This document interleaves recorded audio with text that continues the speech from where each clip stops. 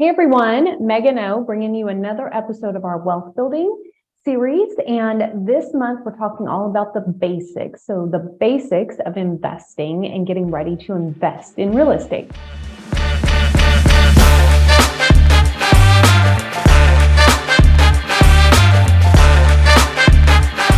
Today, we're going to talk about single family versus multifamily, or what type of asset are you investing in?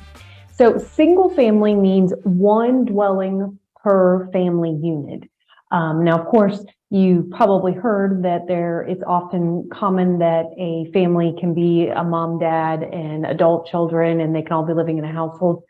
But for the actual physical dwelling, it is only set up to house one family.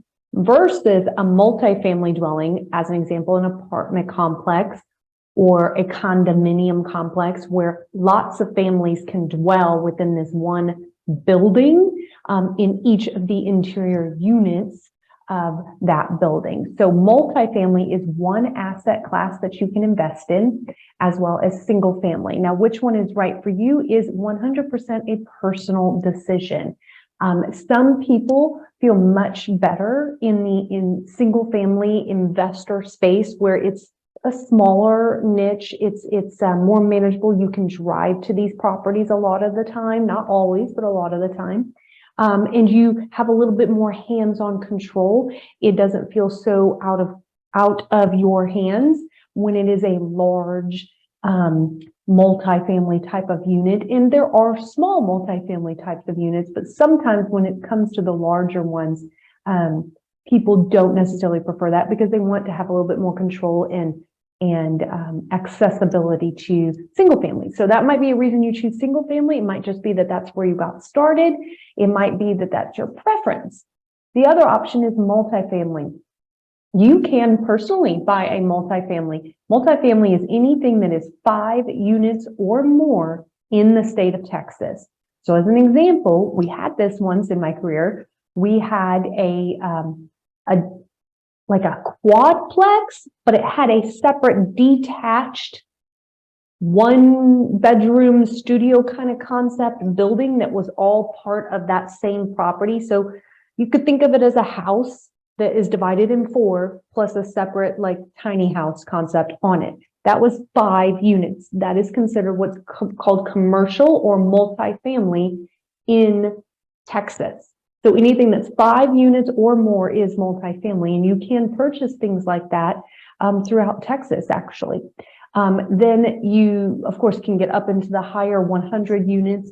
Most medium to large size, medium apartment complexes are probably about 100 units, maybe a little less, maybe a little more.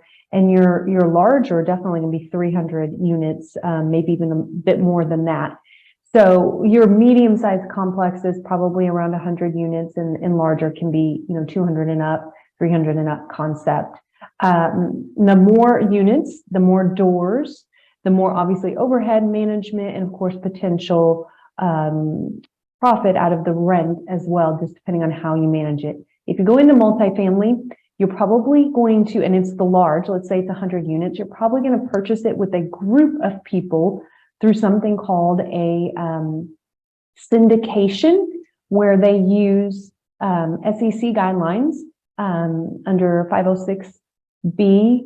And you know what? I'm going to say that wrong because it's been a little bit since I've said that. So don't quote me, but it's SEC guidelines, and they use what's called a private placement memorandum to pool a group of investors' money and go and purchase an entire apartment complex. And then each person owns an interest in that complex through the entity that was created to purchase the property. And that is different. Some people don't want to go into a group setting, so they're just not comfortable doing multifamily. They would rather be in a more manageable, closer to them kind of setting, so single family. Others want to jump right into multifamily. So again, it's a personal preference on what you would like to do, but that's basically the nuts and bolts of single family versus multifamily.